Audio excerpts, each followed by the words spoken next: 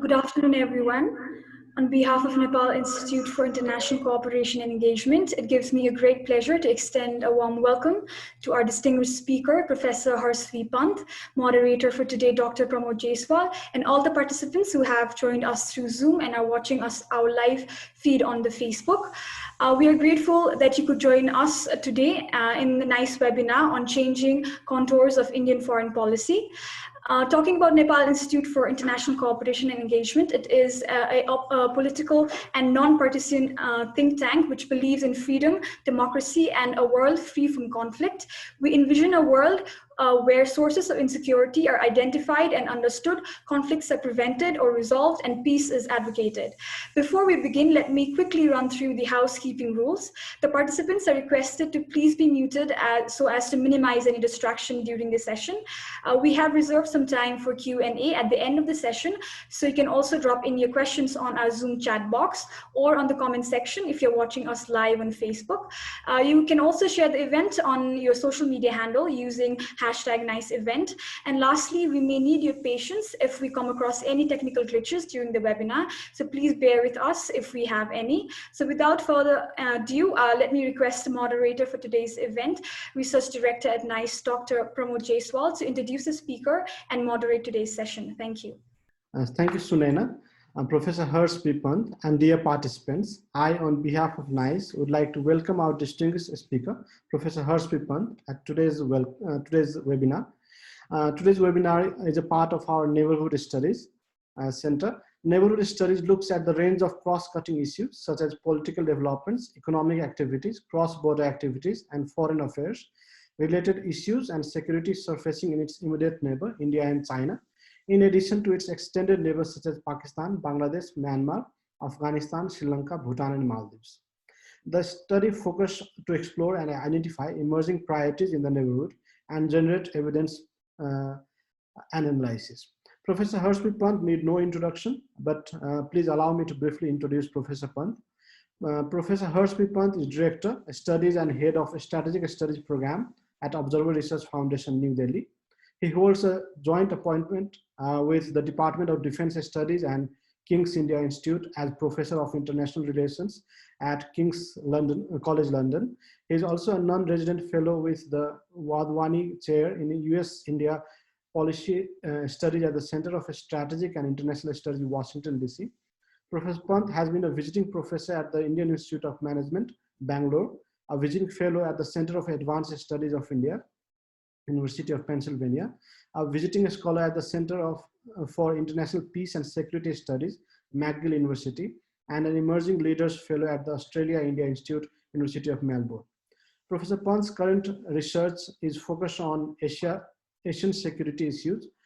His most recent book includes New Directions in India's Foreign Policy, Theory and Praxis, which was published by Cambridge University Press, India's Nuclear Policy, which was published by Oxford University Press, The US Pivot and India's Foreign Policy by Palgrave, Macmillan, Handbook of Indian Defense Policy by Routledge, India's Afghan Muddle, HarperCollins, and the US-India Nuclear Policy, Pact Policy Process and Great Power Politics by Oxford University Press.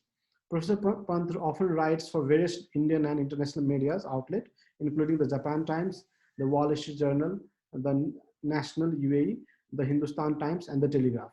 Professor Pant, kindly make your presentation in 20-30 minutes, and then we'll open the floor for discussion. Thank you.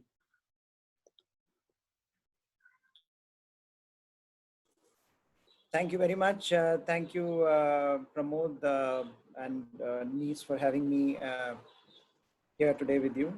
It's wonderful. I think with all the overload of webinars that is happening these days, perhaps it has allowed us to interact much more frequently with each other, especially in the neighborhood. I've had more interactions in the South Asian landscape in the last few months than in the whole of last 2 years. So I think there are great advantages to being relatively sitting at home or in offices and not being able to travel. It allows us to interact more frequently, perhaps with each other virtually. So thank you for inviting me. Thank you. It's always wonderful to be able to talk to students, researchers, and academics, across the territorial divide, as it is. It will be very interesting not only to say what I have to say, but also to hear what a lot of you have to say about Indian foreign policy. Since the way the topic has been framed is pretty wide, because and I deliberately thought that it might be useful to sort of look at some of the larger trends in Indian foreign policy, then perhaps go and engage with a narrower issue, because it allows, I think, for all of you who are interested in South Asia, in India, in South Asian landscape, or even in global politics, to engage at a meta level on an issue where India's growing regional and global presence perhaps will have much more substantive dimensions than in the past. So I think, as the title says, I want to talk about some of these broad parameters that are defining Indian foreign and security policy. But what is interesting, I think, just to start at the very, very generic level, that in a sense, a nation's foreign policy, and this applies to all nations, has to evolve continuously, if at all it has to have any chance of either protecting or preserving the national interest, or responding to an ever-changing landscape, both internal as well as external. Because at times we don't quite grapple with this fundamental reality that foreign policies do not change dramatically. We have not seen any dramatic shift, for example, in any country's foreign policy, despite some of the big aspects, some of the larger aspects of, when you think of what has happened in the last few years. It would be very rare to find a dramatic change, because foreign policies respond and are a function of various aspects, which is those aspects which are continuously in evolution. And so you'll have to go back to specific inflection points if you have to examine whether a particular event or a particular timeline had a very, very important or dramatic impact on a nation's foreign policy. For example, in India's case, we often look at 1991 as a very interesting year, as a very important year, when the Cold War came to an end, when the larger structural reality changed for a lot of countries, but in particular for India, because India's main traditional alliance, Soviet Union, just disappeared off the map of the earth. So you have a situation where such dramatic developments, of course, lead to revaluations. And also the fact that at that particular point in time in 1991, India was facing an economic crisis that led to a certain revaluation in India's economic policies and India's concomitant foreign policy. But generally what tends to happen is that foreign policies don't change dramatically. Foreign policies don't shift as dramatically, perhaps, as some of the other aspects of policies do under certain constraints. Now, Indian foreign policy, therefore, is no different. It has always evolved. It has always been a work in progress.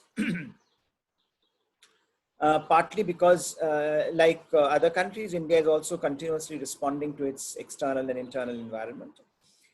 I think, but what has happened is that there has been a lot of discussion and debate around Indian foreign policy since 2014 in particular, because of certain factors. And I'll come to those factors eventually. But there has been this very, very interesting debate, for example, in the policymaking community, or even in the academic literature, about whether Mr. Modi has ushered in a new foreign policy or a relatively new template for Indian foreign policy than in the past. And whether this is an evolution or whether this is a revolutionary trend. This is a debate that is already happening, and that had been happening, in fact, very, very early on, since 2015, if I recall correctly, and will continue to happen for the foreseeable future. But the important thing, in some ways, is significant for all of us as students of international relations, is that dramatic shifts, revolutionary changes are relatively rare. And in Indian foreign policy also, that dramatic evolution is something that has, the dramatic revolution is something that has been very rare. Now, what has happened in the last few years is a certain re-evaluation, is a certain re-imagination of Indian foreign policy because of a confluence of factors, and that is what I want to talk about today and take the discussion forward from. Now, so what are the drivers that are driving Indian foreign policy? What are the drivers that will continue to shape Indian foreign policy? And therefore, the way in the trajectory of Indian foreign policy, as we understand, will also have a very distinct dynamic that is important to understand, and that is what I will be largely talking about. In very broader sense, you can divide, in a very broad sense, you can divide the factors. I would divide the factors into structural factors, domestic political factors, and individual level factors. And I'll come to them one by one before looking at the implications of these factors on Indian foreign policy evolution in the last few years. So if you look at the structural factors, if you think of the structural reality that confronts all nations today, the structural shift has been quite significant. From the 1990s, when we were talking of a unipolar moment, to the contemporary shift in the landscape, where there is a lot of flux and a lot of uncertainty about the future world order. The only certainty we have is that that unipolar moment is gone, but we have no certainty as to what is coming in place of it. Some people, some analysts have looked at it in terms of a multipolar world order. You have multiple countries that are rising, multiple power centers across the world that are emerging, and that will shape global politics. Some have also looked at the evolving global order primarily through a bipolar prism, that you have a bipolar world order emerging. And in light of the discussion around China, US Cold War 2.0, Cold War 2.0, which is China-US Cold War, there is a distinct argument to be made about that bipolar reality shaping the environment around us. So whatever the case might be, what is certain is that the world order is at an inflection point in more ways than one. And that had been happening for some time now. That had been the reality for some time. And therefore, when you are looking at the global order, when you are looking at the structural reality, one is looking at a reality that is being shaped by this larger structural reality for all countries. And all countries, therefore, including India, are having to respond to this challenge of where does India fit in? How does India fit in when it comes to a bipolar world order? Where does India fit in if it comes to a multipolar world order where India itself has been talked about as one of the poles? India's rise, economic rise in particular over the last 2 decades, has made it possible to envision India as one of the poles in the international system. And therefore, when you talk of the structural reality, you talk of India having a relatively greater traction today in global politics than it had in the past.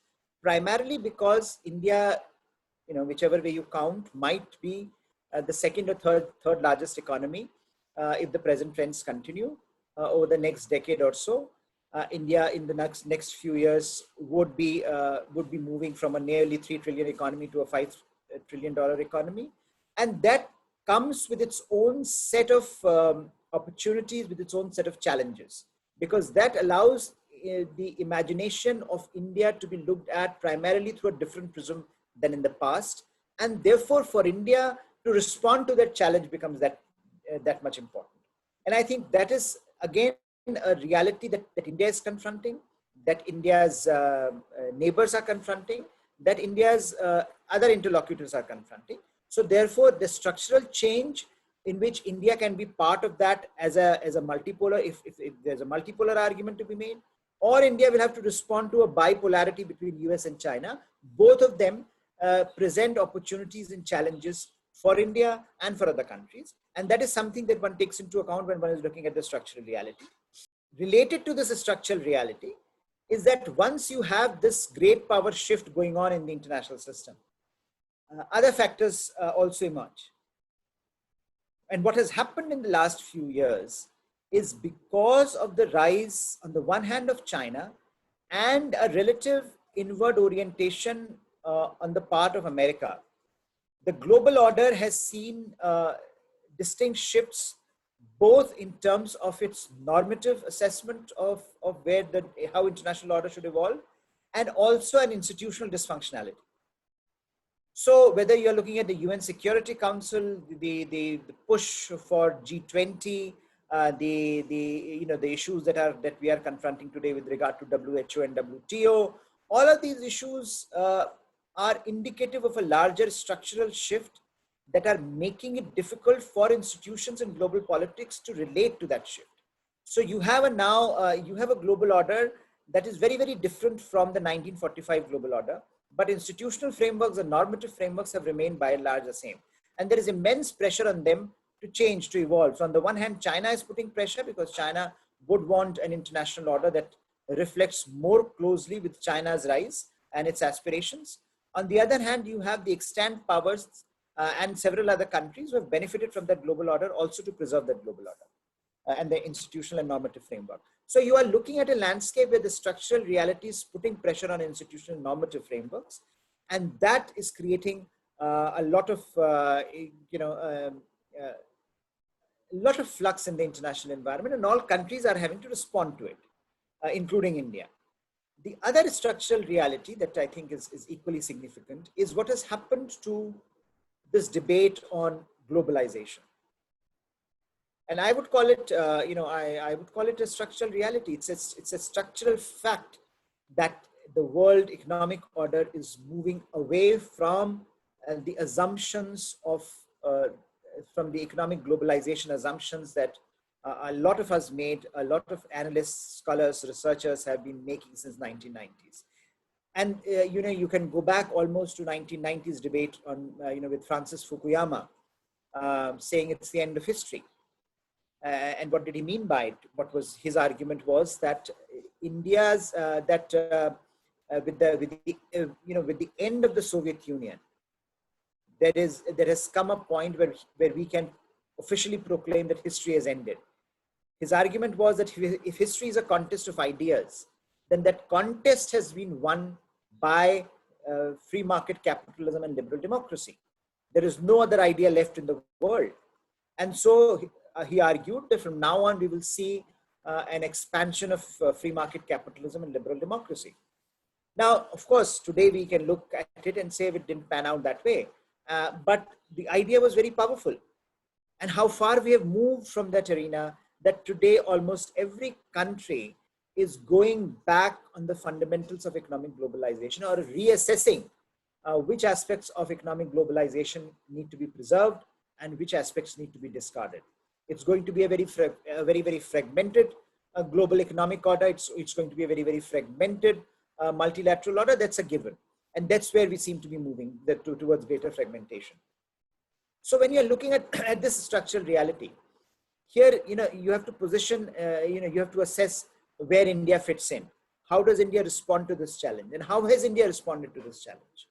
And that challenge, therefore, will have to be, assessed in light of this larger structural reality. That change has to be assessed in light of what is happening at the structural level.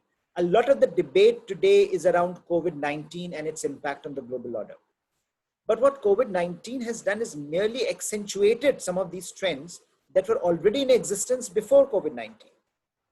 So you can assess, you can go back and look at some of these debates, whether it is about US-China contestation, whether it is about China's rise, whether it is about institutional decay and deformity, whether it is about normative principles in the international system. All of these debates were present even before COVID-19 struck us.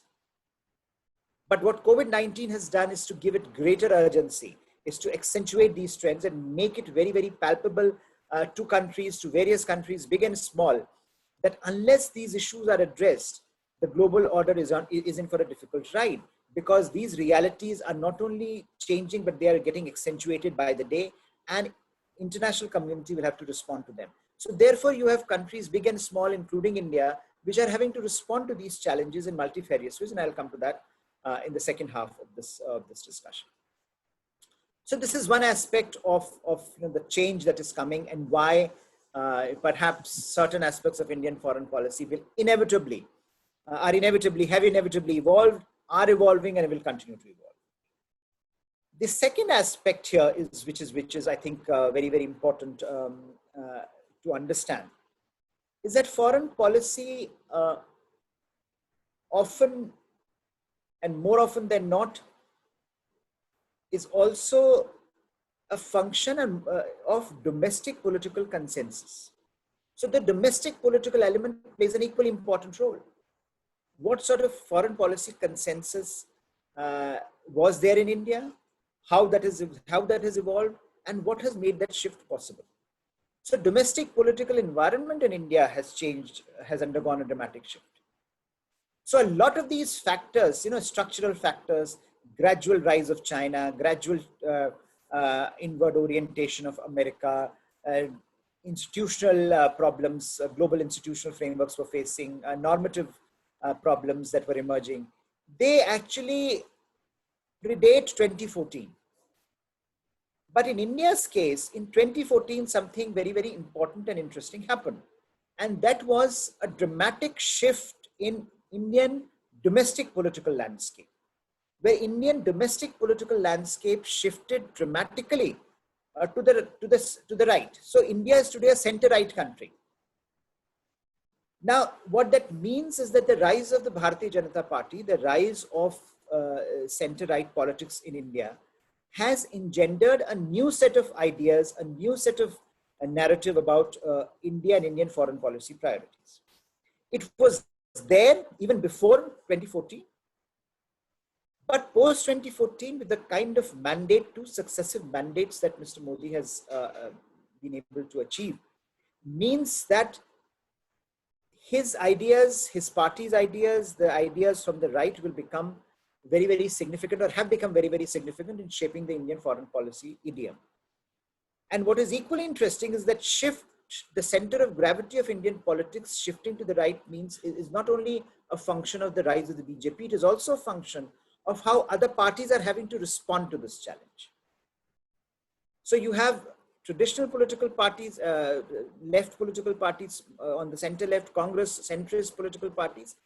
They have to move to the right in order to retain their relevance. So we are now looking at a political landscape which is evolving very, very fast in India, and that is having its impact on how Indian foreign policy is being thought about, articulated, and operationalized. And this is something that often is missed when we are looking primarily, when we are trying to assess contemporary Indian foreign policy, or today's Indian foreign policy, through the lens of structural realities. So which basically means that as new ideas come in, the older ideas would give way to new ones, and those ideas which are politically more potent will have greater resonance, and that is something that that Indian foreign policy will reflect. And I'll come to them in a bit. The third element, which is I think equally important, is not only the political landscape is shifting, but also the leadership landscape is shifting. So you may recall that BJP was also in power before, had been in power before under Atal Bihari Vajpayee. But what has happened in India is that increasingly now there is a new generation of leadership that is taking over. Mr. Modi, of course, exemplifies it by being the first prime minister who was born post-independence. But there is if you look at any political party today, most political parties are struggling with their old faces, are trying to are trying to get a greater traction by putting forth their new faces, those younger voices, those younger people, those younger politicians have a very distinct approach on certain questions that cuts across party lines. So you are now looking at not only political parties changing in India, you are not only looking at the leadership shift in India, you are also looking at certain new voices emerging, where you can have Mr. Modi and his advisors in particular, who are framing foreign policy today. You can have increasing number of Indian think tanks, Indian capacity builders, Indian authors who are articulating a distinct vision for India. So in terms of ideas, in terms of intellectual leadership, political leadership, we are looking at more new voices coming into the fray. They are shaping the foreign policy landscape in ways that perhaps could not have been envisioned before 2014 for the simple reason that the rise of right is a reality post 2014, which is now being articulated. In some ways that was not possible before. So really what you are looking at a change at multiple levels, both external and internal, and Indian foreign policy responding to that shift. Indian foreign policy responding to that shift both at the structural level, at the individual level, as well as at the domestic political level. Now, a few basic parameters on which one can when one talks about these things. How does one assess the implications of this shift?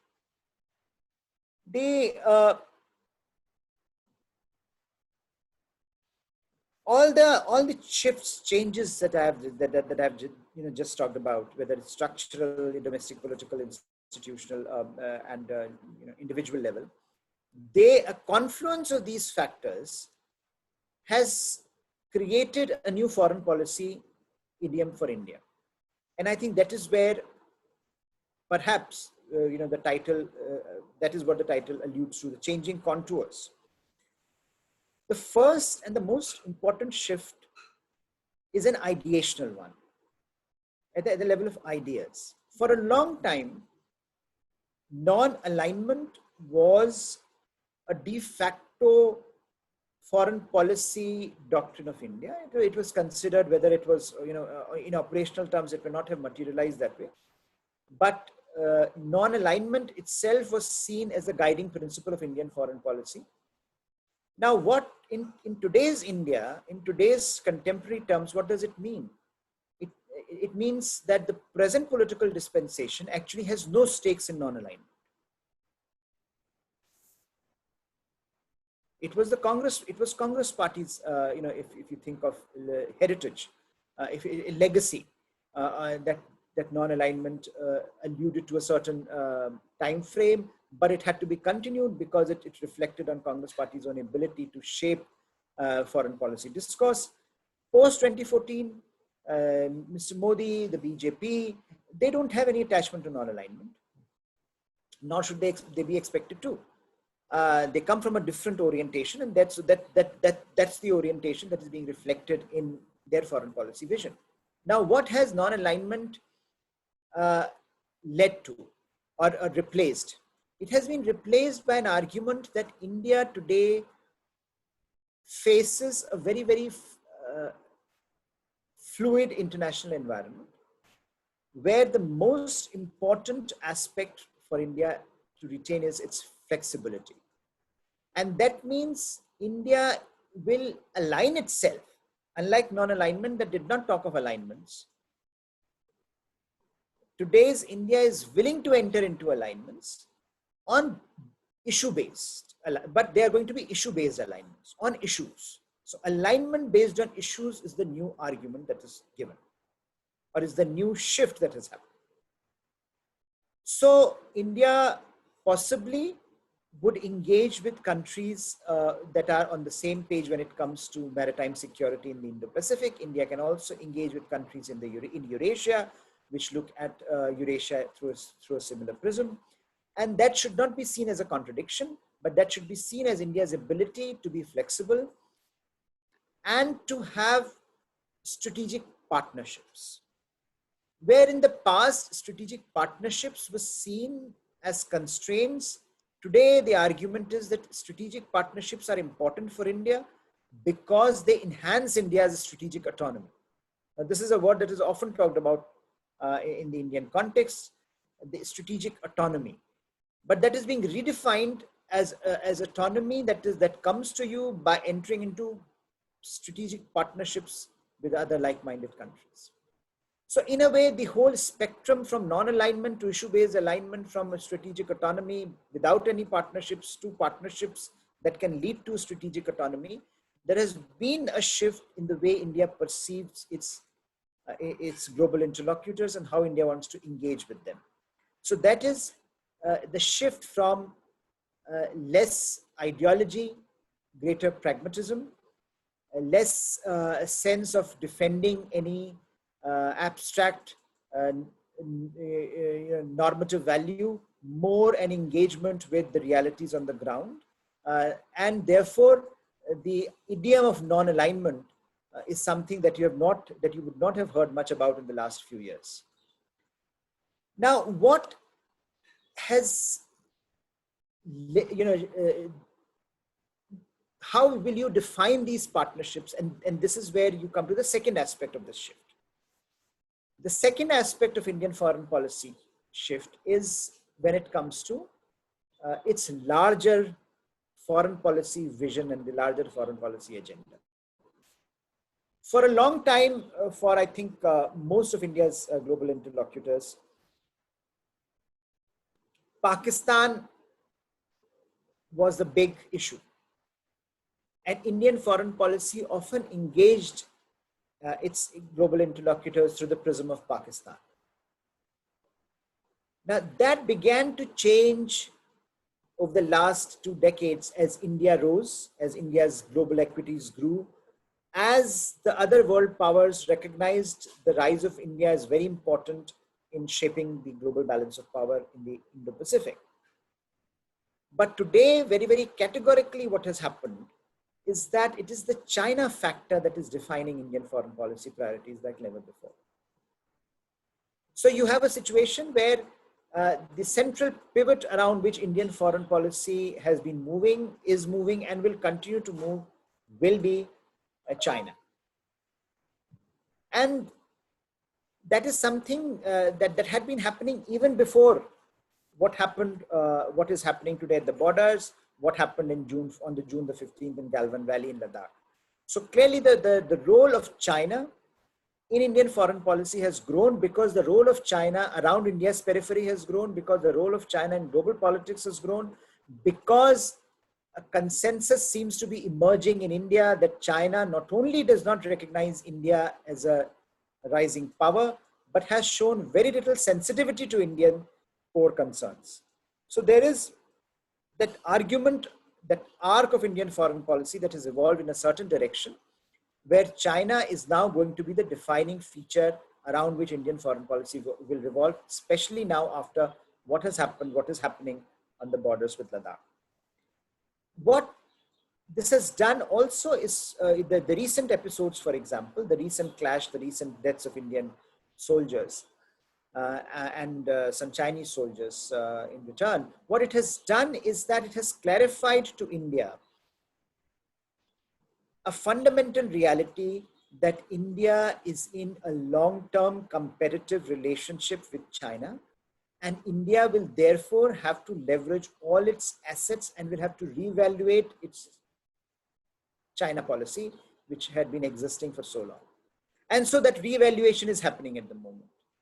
For a long time, the template that India had followed with China was that India can keep the border dispute aside and build its relations with China on trade, on culture, on academic exchanges, etc. Now that has broken down. That policy has come to an end. What we are now witnessing is India looking at a range of factors of coming to terms with this new reality, whether it's economic, trade, technology, all of that is up in the air. We have seen India take some steps to curtail China's presence in Indian economy. In political terms, we are seeing perhaps a reevaluation of one China policy, strengthening of partnerships with other countries like the US, like other like-minded countries in the region, and a greater willingness to step up to China, to challenge China on fundamentals. And I think it started long before the present crisis. You can go all the way back to the Belt and Road Initiative when it was announced. India was the first country to challenge Belt and Road Initiative, partly because on issues of sovereignty, because the Belt and Road Initiative passes through the CPEC, China-Pakistan Economic Corridor, passes through a territory that remains disputed between India and Pakistan, and that India claims belongs to India. And something on which, by taking one of its biggest projects through the territory, China made it very clear that unlike in the past when it used to balance its priorities between India and Pakistan on Kashmir, now China had decided to take a position that it would side with Pakistan. So clearly India had to step up and challenge China on Belt and Road Initiative, not only because of this, but also because of some of the other issues that India had raised then. They related to issues like the normative issues that India raised, that this is a unilateral attempt by China. This is not a project of capacity building. This is not a bottom-up, approach to connectivity. And this is a top-down approach to connectivity. This is something that will lead countries into greater trouble, into debt traps, etc. And that is something that has been borne out. And now, if you see, a lot of the countries that are challenging China on BRI are challenging using the framework that India had adopted at the very beginning. So the challenge, India had been stepping up its challenge to China because of that recognition that China is going to be the single most important challenge for India in the coming years. And China has shown no willingness to engage with India on terms that India finds favorable. So you have that aspect. Now, what it means is what I was referring to earlier, is that capacity building within India will take time. If you want to take on China, that capacity building is important internally. So in the meantime, India would need partnerships with like-minded countries, and that is something that we have seen, for example, developing over a period of time. Those partnerships, whether you think of them in terms of the Quadrilateral Security Group with Japan, US, and Australia, or you think India is strengthening its presence in the wider Indo-Pacific with ASEAN at its core, and shaping up a more robust East and Southeast Asian policy.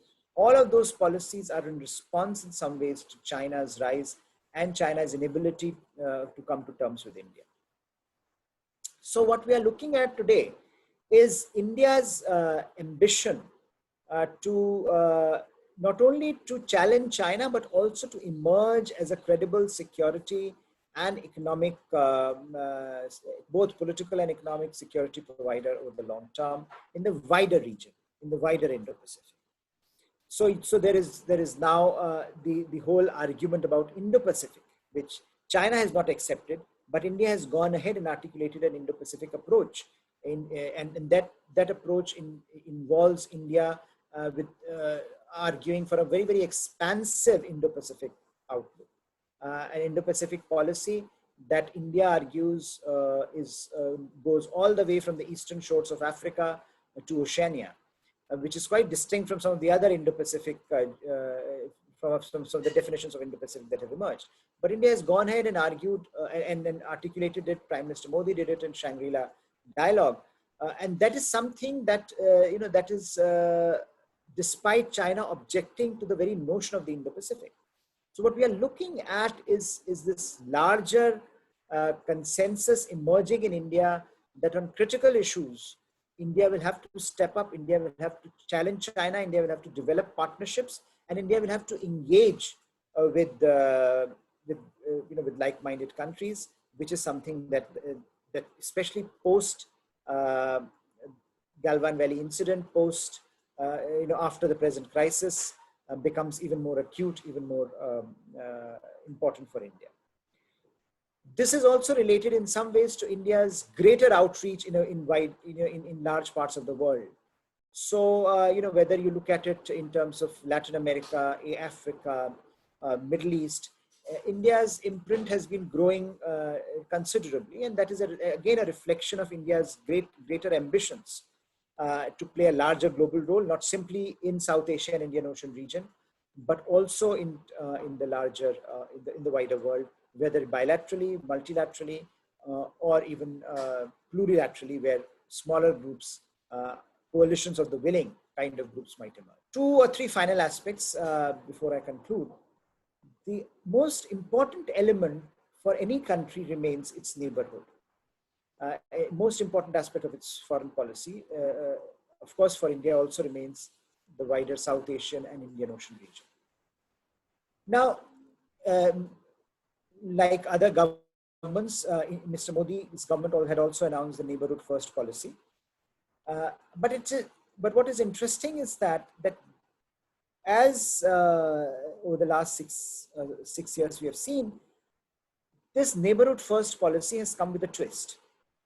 This neighborhood first policy means a gradual shift away from the paradigm of SAARC to a paradigm of BIMSTEC, towards focusing more on Bay of Bengal, recognizing the challenge that Pakistan poses to India in the region.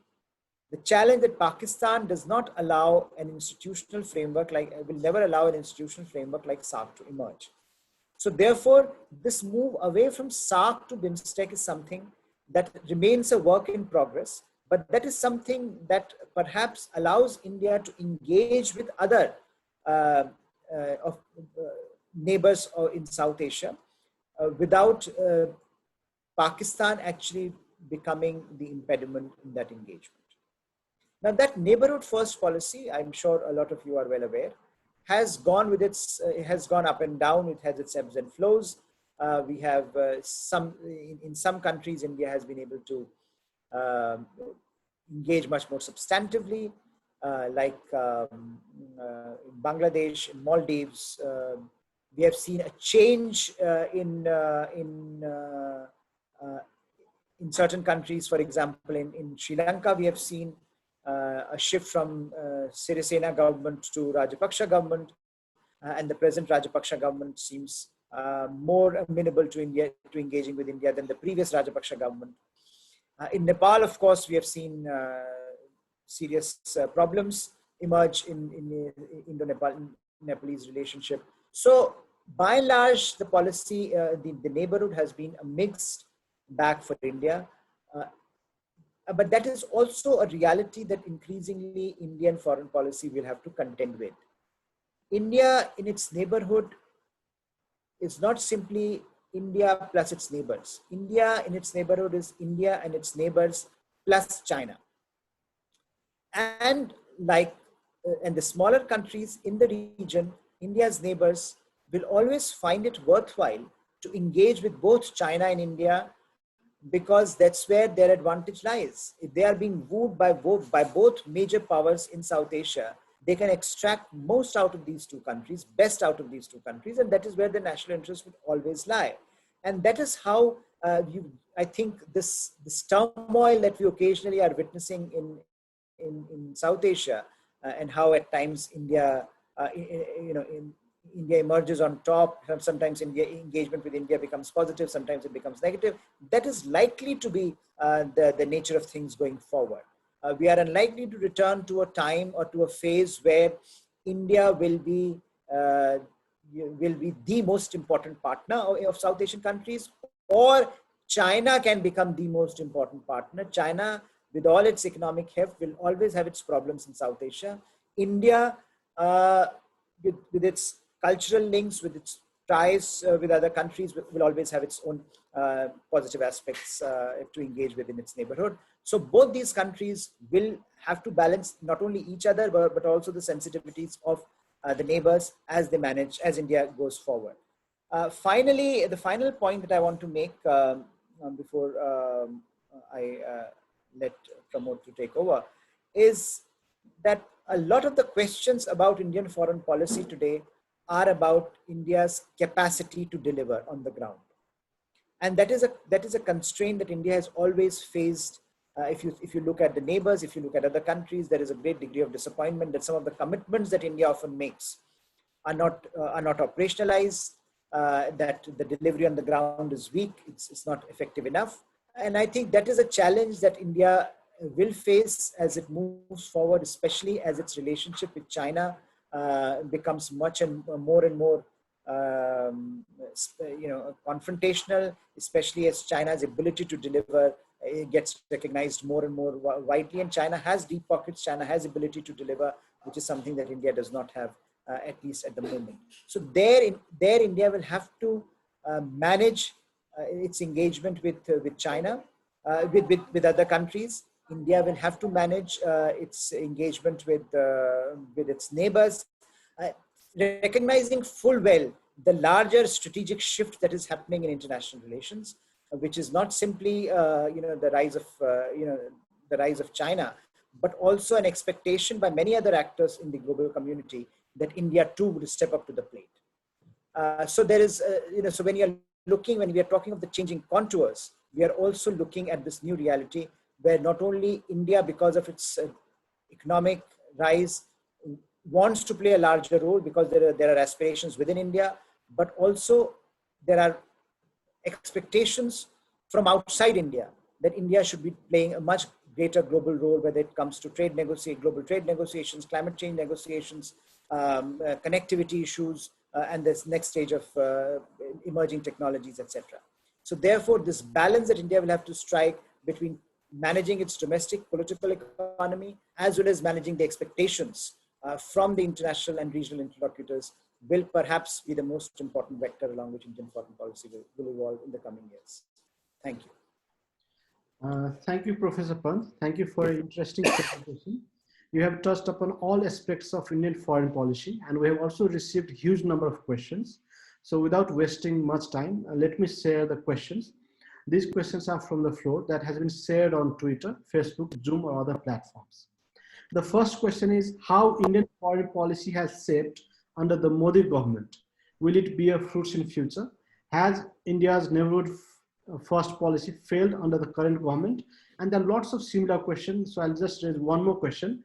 Maintaining good relation with the neighbors is the foremost priority of any state. Prime Minister Narendra Modi came to power promising good relations with immediate neighbors, but why India failed in maintaining so?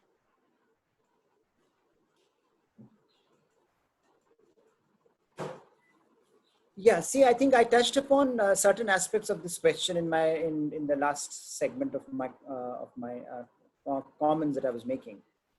There are two aspects to this. One, of course, neighborhood is very, very important for any country, as I said, and getting neighborhood right is very important. And all governments in India have been very cognizant of this reality.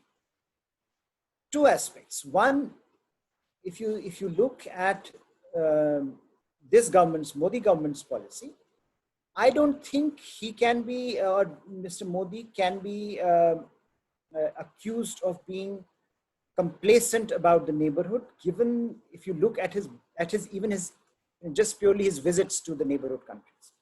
So let's and when I say neighborhood, I don't actually I'm not talking of Pakistan, because Pakistan stands in a very different category. But if you think of non-Pakistani neighbors, Mr. Modi has been very, very engaged with all the neighbors. His government has been very, very engaged with all the neighbors, and the reality is that today I would not call that the neighborhood first policy has failed, partly because the realities in different countries are very, very different. So while relations with Nepal are going through a very difficult phase, relations with Bangladesh are perhaps one of their best ever.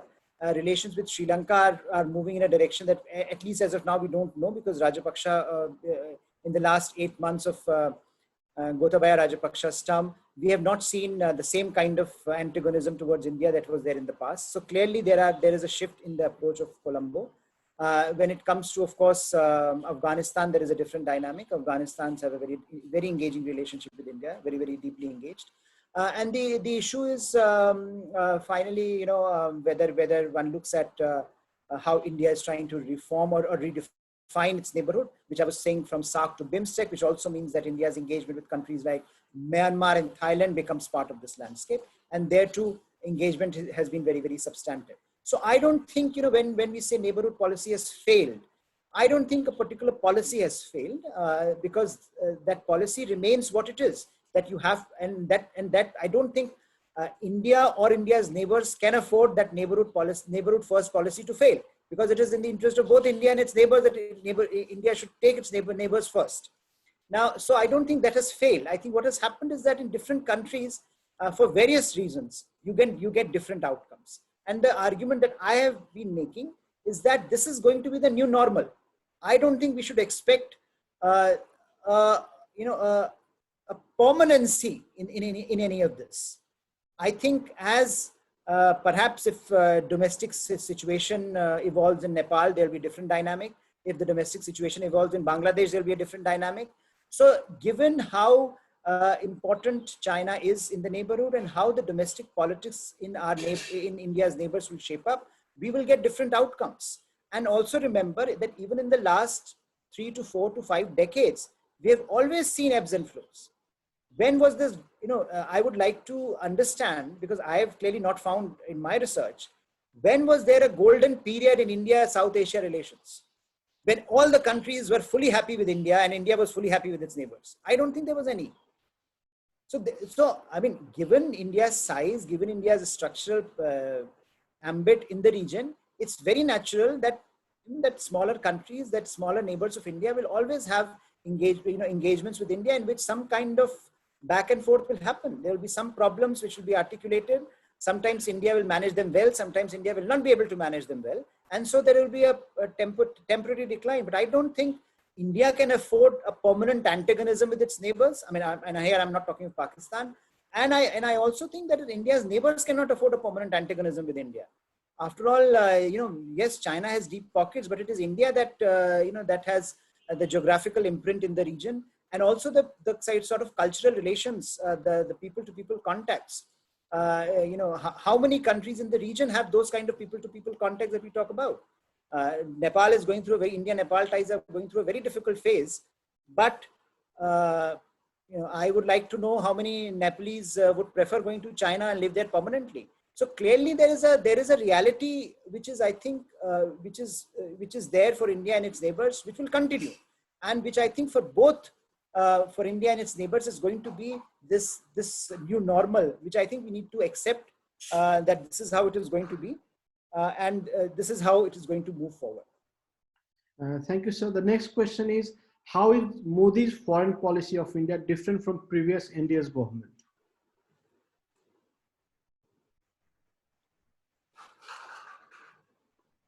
Well, I think, as I said, you cannot really make a dramatic, almost a dramatic start in foreign policy. So you will always have a nation's, you will always have continuities based, because your foreign policy is based on your geographical constraints, your historical memory, your cultural ambit. So clearly there is going to be, that shift which is going to be present. But a lot of the differences I have mentioned in my talk, whether it is with regard to,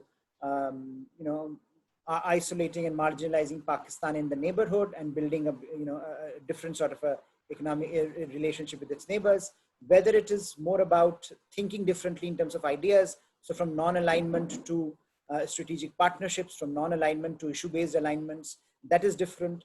The idea that Indian foreign policy should be less ideological and more about shaping India's developmental requirements has been clearly articulated, explicitly articulated. There is a lot of focus on cultural ties. There is a lot of focus on cultural engagements. There is a lot of focus on projecting India's soft power, whether it is about, whether it is Yoga Day, International Yoga Day, whether it is about projecting India's cultural influence in East and Southeast Asia. That has been more actively done.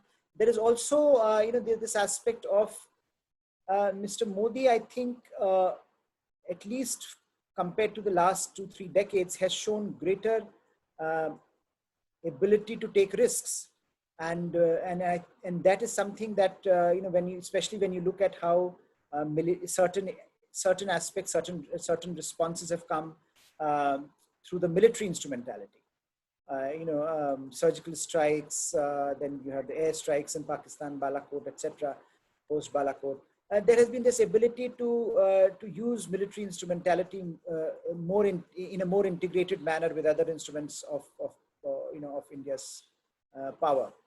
And I think largely the foreign policy vision has been defined by at least what he calls India being a Vishwaguru, or this idea of India as a global leader wherein it can provide solutions to global problems. And I think that is another interesting thing that we have seen, that whether you're looking at climate change, whether you're looking at global institutional issues, whether we are even during COVID, for example, the attempt to take on certain kinds of leadership role by India becomes important, because as I concluded my remarks when I said that there is going to be a great degree of reciprocity in this relationship, that a lot of the global interlocutors of India want India to do more, want India to engage more in the world. And I think that is something that India is responding to by providing solutions to certain problems, by providing, by engaging with the global landscape much more substantive. Thank you, sir. The next question is, how does China's investment in Iran affect India's foreign policy making in West Asia and the building of North-South corridor? What are the implications of China-Iran strategic relationship for India? See, China, as I mentioned, anything China does has implications for India, and I think it has implications for others. So China's rise and China's role in the Middle East, whether it is in terms of Iran, whether we are looking at the North-South corridor, whether we are looking at China's the recent reports about the new military pact that China has signed with Iran, they have consequences for India in various ways, and we have seen some of those aspects being borne out more recently. But I think what is important here is to recognize that a lot of this is also is happening because of factors beyond India's control.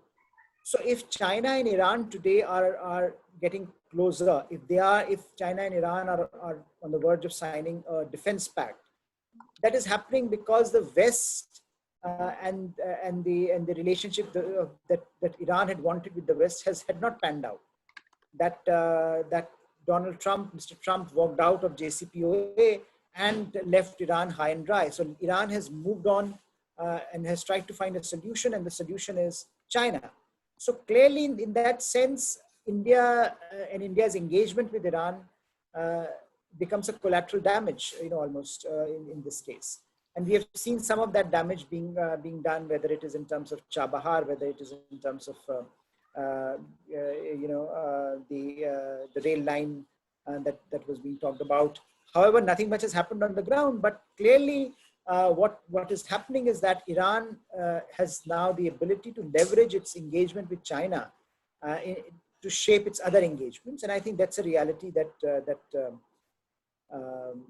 all countries are confronting, and India is also confronting, whether it pertains to Iran or whether it pertains to larger Middle East. However, I think if you look at the larger Middle East, the Indian relationship there have been actually very, very significant. And we have very, very recently, I think you would have read in newspapers how Saudi Arabia has refused to help Pakistan on this question of Kashmir, forcing Pakistan to go to China for debt relief.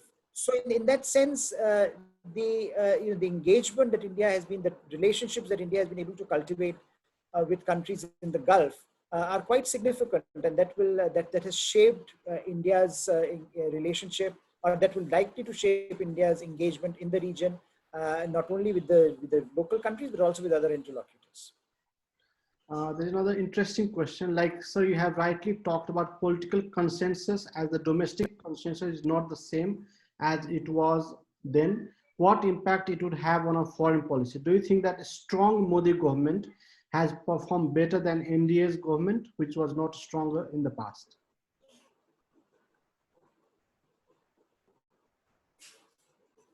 I think given a choice, or given a choice, if you put it on, if you start comparing, then stronger governments are always able to take some decisions which coalition governments or weaker governments would not be able to do. So clearly, Mr. Modi has been able to take a lot of those decisions, not only in foreign policy, but also in other areas which other governments had tried but had failed. So you can think of GST, for example. You can think of the appointment of a chief of defense staff, which have been in discussion for so long. But previous governments, because of their political capital, were not able to institutionalize them.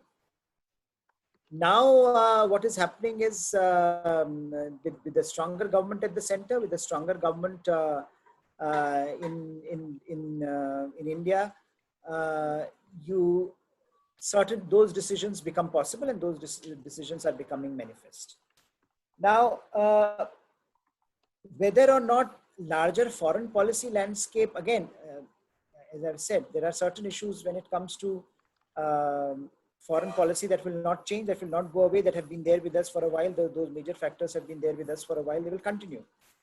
But a stronger government allows you certain possibilities which were not there in the past. So for example, if you're looking at the crisis in China, with China in Ladakh, one of the major reasons there has been that India has been able to build roads at a much faster pace than before.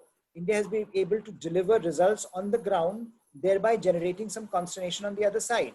So clearly, stronger governments are able to mobilize resources. They are able to generate outcomes which are difficult for weaker governments, which are difficult for coalition governments. I think a proper assessment of whether Mr. Modi's government, strong governments, have been able to, have been able to more successfully do this. We'll have to wait till Mr. Modi's term is over. But clearly, stronger governments, clearly he has shown, for example, that his government is capable of taking some of these decisions, including, for example, the abrogation of Article 370, which I look at it as a strategic decision, not simply as a domestic political decision, but a decision that was aimed at solidifying, aimed at mobilizing India's strategic peripheries, Kashmir being one of them. Sir, how do you see India's international trade policy under this regime? Is it being more open or protectionist? Is there possibility of increasing trade agreement with EU, US, UK, and so on? And there's another similar question on economy. Like recently, Modi government has come with Atmanirbhar and boycott Chinese product campaign. Can Indian economy survive post-COVID with such initiatives?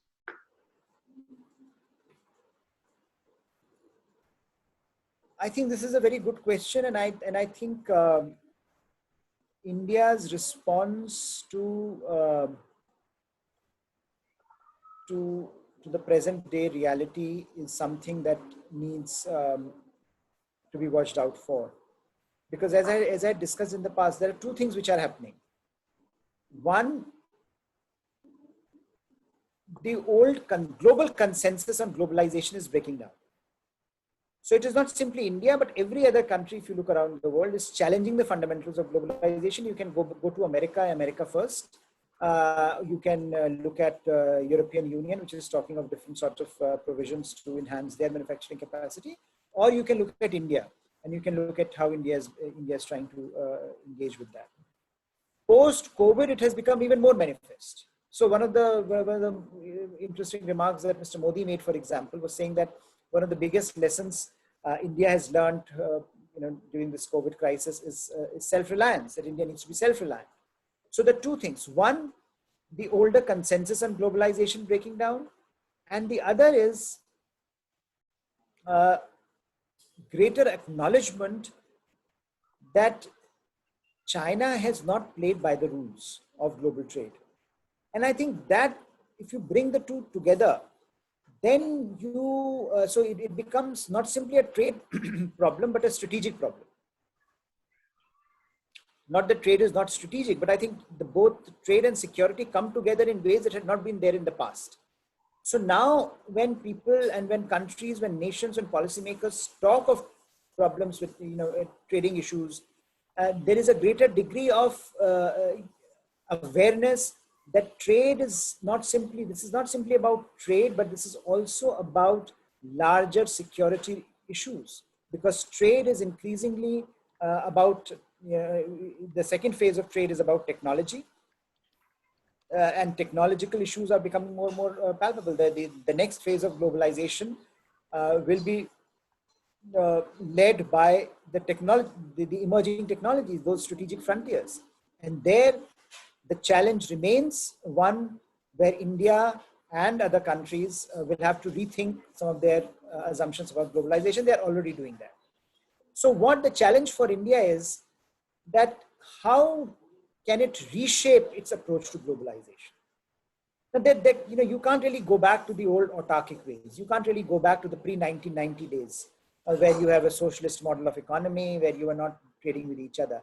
Even in this most turbulent of phases that we are witnessing in Sino-Indian relations, no serious policymaker in India has talked about ending all trade with China. They're not saying that. What they are doing is basically walling off China from certain key strategic sectors. Basically trying to create space for Indian manufacturing, trying to reduce reliance on China for critical industries and critical sectors, whether it is strategic industries or whether it is something like pharmaceuticals, for example.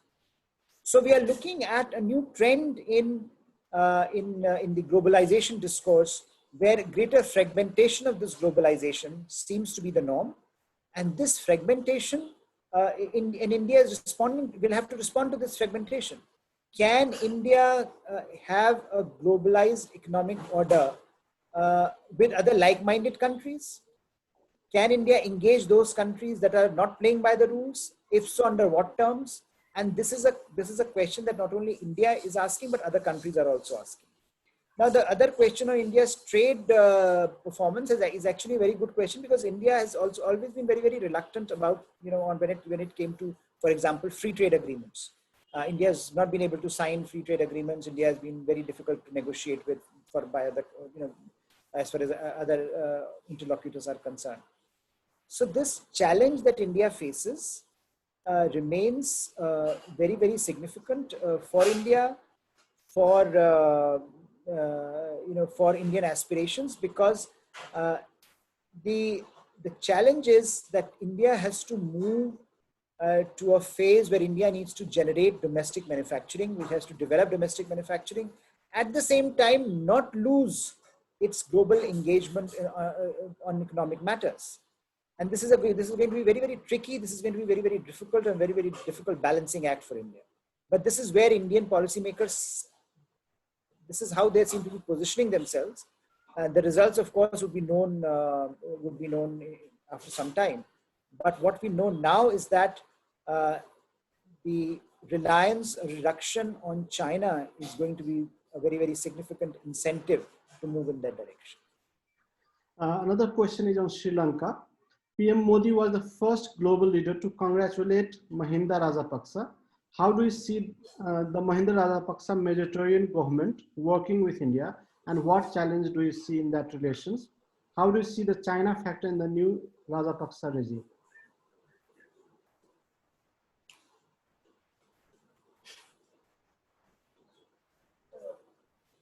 If you go back to the term of the second half of Mahinda Rajapaksa's tenure in Sri Lanka as president, it was a very difficult one for India and Sri Lanka, because clearly the stakes, Mahinda Rajapaksa was developing stakes in China. China was investing a lot. Some of the major deals were signed then, including the Hambantota agreement was signed then. And there were even, as reports emerged, and he even allowed Chinese submarines to dock in Sri Lankan ports, etc., leading to a great distrust between Colombo and New Delhi. And then, of course, you had the Sirisena term, and which was relatively more benign for India-Sri Lanka relations. And then you had the return of Gotabaya Rajapaksa. Now, what is interesting in the last few months is that Gotabaya Rajapaksa has been very pragmatic in his engagement with India so far. And India also has been very, very expansive in reaching out to both the Rajapaksas. So what we are witnessing perhaps is a recalibration in the Rajapaksa-India equation. where some amount of an understanding is emerging as to how India can with India. China factor, of course, looms large. China factor will continue to loom large. What is interesting is that, the Sirisena government had come to office saying that they would, they have nothing to do with China when it comes when it comes to Hambantota. But the reality was that Sri Lanka was so much in debt that they had to give Hambantota on lease to China, on a 99-year-old lease to China. So the tentacles of China are quite significant in Sri Lanka, and to expect any leader not to take China into cognizance when framing the policies would be quite naive. But I think what is happening and what is interesting is that Rajapaksa, Gotabaya Rajapaksa has realized that India remains a very, very important player, that antagonizing India may not be the best solution to Sri Lanka's problems, and therefore having this balance between China and India is something that needs to be taken into account. And I think this is something that all countries increasingly have been doing. It's not uniquely Sri Lankan, but this is something that all India's neighbors have been doing and will continue to do so for the foreseeable future. The next question is on Nepal. Like, unlike India-Nepal border tension, Nepal and China have long since settled their border, as Nepal successfully settled its border demarcation with China within 7 years of establishing its diplomatic relations. Tragically, Nepal and India are still at loggerheads on the traditional demarcations settled between British India and Nepal more than 200 years ago. How should India take a lead in finding a perpetual and technical solution to all the border tensions with Nepal and India?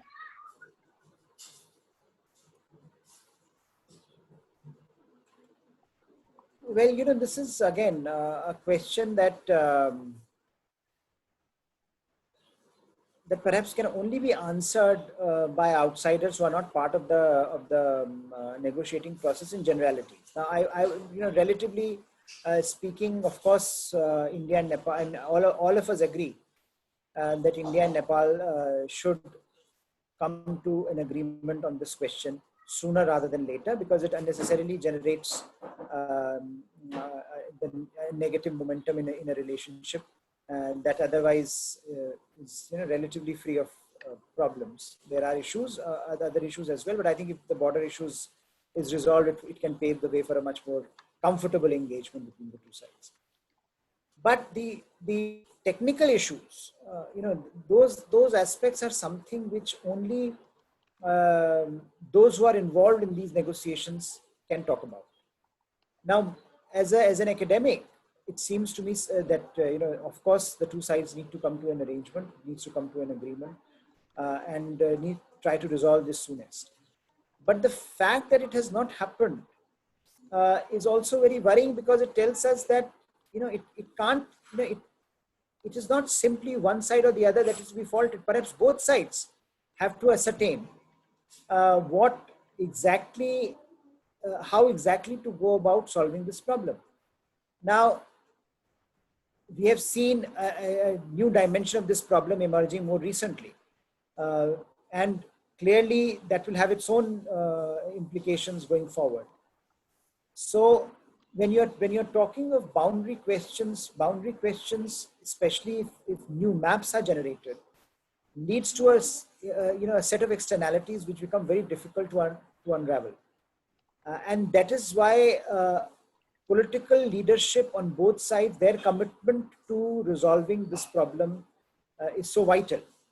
And unfortunately, what we have seen in the India-Nepal case is one side or the other, over a period of time, for various reasons, one reason or the other, has not been able to give it the kind of push that it was needed. Technical solutions can always be provided by the bureaucrats. But the political resolution will only come through the top political leadership. So unless the top political leaderships in the two countries are favorably aligned in a similar direction, I don't see the outcome, the kind of outcome that perhaps can be achieved that we are all talking about. So in that sense, the engagement, the and this I think applies most in terms of South Asian context, where post-colonial nationalism, territorial nationalism is also very, very important factor, both in our domestic politics as well as in terms of our foreign policies. So clearly for India and Nepal to find a resolution to this problem would demand both a technical resolution as well as a political commitment, which I think has been missing over the last several decades, because one side or the other keeps on reneging on that commitment.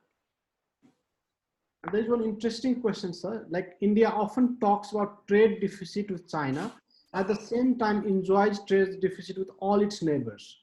It enjoys excellent economic relations with China and shows concerns when neighbors engage with China. India failed to deliver its promises and do not meet aspirations of neighbors and continue to rise and develop itself. But it is worried about neighbors' engagement with China. How can India and neighbors resolve this puzzle? Well, I think it's, the China question, of course, is one where India's own engagement with China has been very, very, has grown. So India's trade has grown with China as it has, despite all the problems. And so one of the things that, as I was pointing out, one of the aspects of Sino-Indian engagement has been that we can keep our border issues aside and we can do more on trade and commerce. But it has not worked out that way. That other problems have been resolved, and trade also has not been a problem. So clearly, I think, in a sense, that the relationships in South Asia will continue to be circumscribed by the China question. There is no doubt about it. But if the China question becomes the only prism through which the relationships are looked at, then there is a problem. Now, if you, for example, have a relationship with Nepal, now relationship with Nepal is not simply about China. Relationship with Nepal is about, more about culture and people to people than it is about strategic matters. Now, one can understand, the sensitivities that are there in Nepal. One can also understand some of the issues that have been, the concerns that have been arising in India. But I think the big picture is, remains one where both the geographical and the cultural element in India-Nepal relationship cannot be matched by any other country.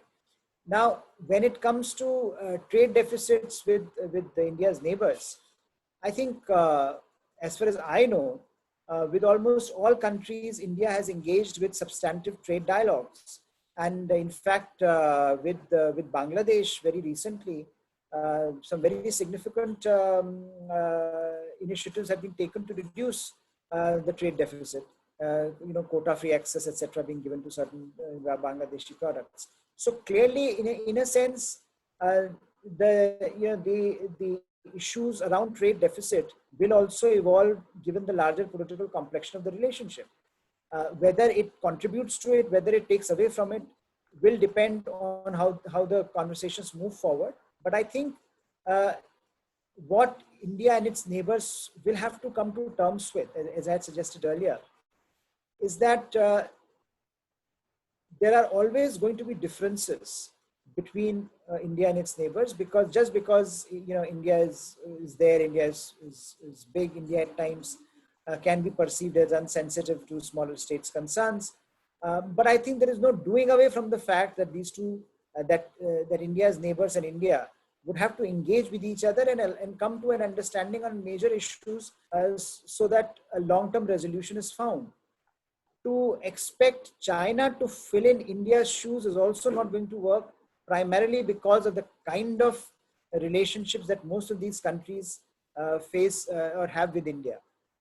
In the ambition or the idea that India can be subsumed by the China factor, that might be also a problematic assumption to make. But clearly, for India, the neighborhood remains a priority, not only because you have the presence of other countries like China, but also because growing presence of these countries, but also because the future of India's growth and development rests on how its neighbors develop. So I don't see a dichotomy there. So the biggest challenge to Indian foreign policy comes from China. So what sort of Indo-US relationship do you see after US election to counter China and at the same time accommodate Russia?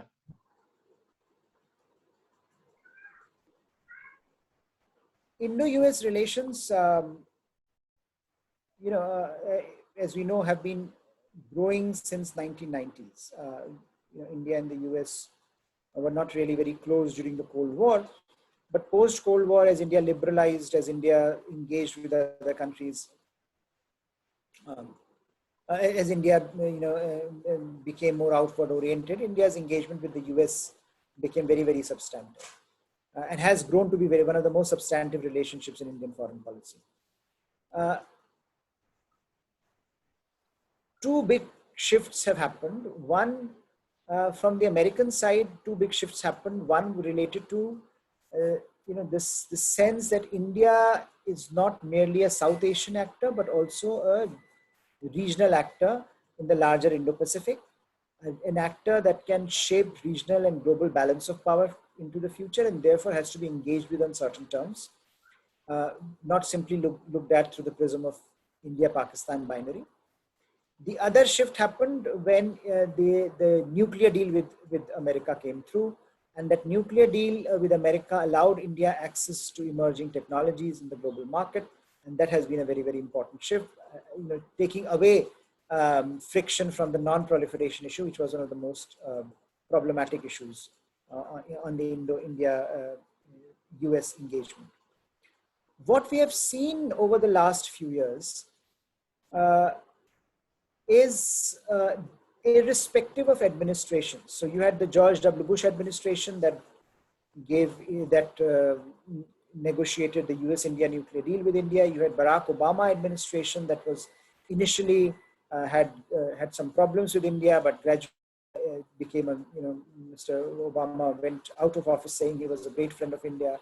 You had Mr. Trump, who came to office saying all sorts of things about India's trade problems and how India is, along with China, is creating issues on the global, is not really a very effective trading partner. But in reality, what we have seen is that China has become the real problem, whereas India has been dealt with relatively positively. And India has managed to get in India's relationship, New Delhi's relationship with Trump administration has been excellent. So, despite changing administrations, we have seen how Indo-US relationships continue to evolve. And the China question, of course, plays a very, very important role. Now that, that post this episode, there is a greater urgency to this. So we have also seen India signing some of the foundational agreements, logistics agreement, intelligence sharing agreements, etc., communications agreement, COMCASA with the US. So gradually we are moving to a phase where defense services, defense exercises, greater interoperability is going to be the norm between the two defense forces. There is, of course, this realization that India perhaps will never be an alliance partner of the US. Indian policymakers remain very, very reluctant to enter into explicit alliance frameworks.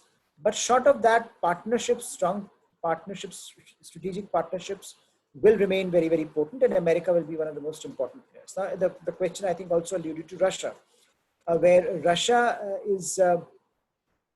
has been traditionally a very, very important player for India, particularly in defense, where almost 70% of India's defense requirements are sourced to Russia. Now, the Russia question is important because Russia today has very, very important, very strong ties with China. And that creates problems for India going forward. But India wants to use Russia to also manage China. So in a sense, India is on several platforms where Russia, China, and India sit together, whether it is BRICS, whether it is Russia, India, China trilateral, whether it is SCO, Shanghai Cooperation Organization. On all these platforms, you have India sitting along with Russia and China. And therefore, for India, it is imperative that Russia remains a very, very vital partner. And so far, it has been able to manage that tricky Russia-US equation relatively okay. Some of you may recall the S-400 question. India's got these missile defense system from Russia. There was a strong opposition from America, and CATSA, which calls for sanctions on any country that buys weapons systems from Russia, has India in the crosshairs. But what we have seen is that India has been able to manage that well so far. India has not been sanctioned, and India has been able to convey to the Americans how critical Russia is for India's security needs. So clearly, so far, India has been able to balance Russia and the US. But going forward, it might become trickier if and if Russia-China relations continue to get stronger. Thank you, sir. Here we come to the end of the program. Now I'd like to request Sunena to give a vote of thanks. Okay, sir. Distinguished speaker, ladies and gentlemen, as we come to the end of the program, I deem it a great honor and privilege to propose a vote of thanks on behalf of NICE to all who have contributed their parts to make this event a resounding success. First of all, I'd like to sincerely thank our distinguished speaker, Professor Hars V. Pant, for agreeing to be the part of the program and delivering such a convincing and comprehensive presentation. We are really honored to have Professor with us today. We would also like to acknowledge our gratitude to friends from diplomatic community, experts, academia, media, and different organizations, and our moderator, Dr. Pramod Jaiswal, without whom the event wouldn't have been possible. Finally, I must mention our deep sense of appreciation for our audience who participated in the webinar and those who are watching us live on Facebook. Thank you for your valuable time and attention and for making the session productive with your questions. We are truly honored to have you with us this evening. It's really been a great pleasure. Thank you so much.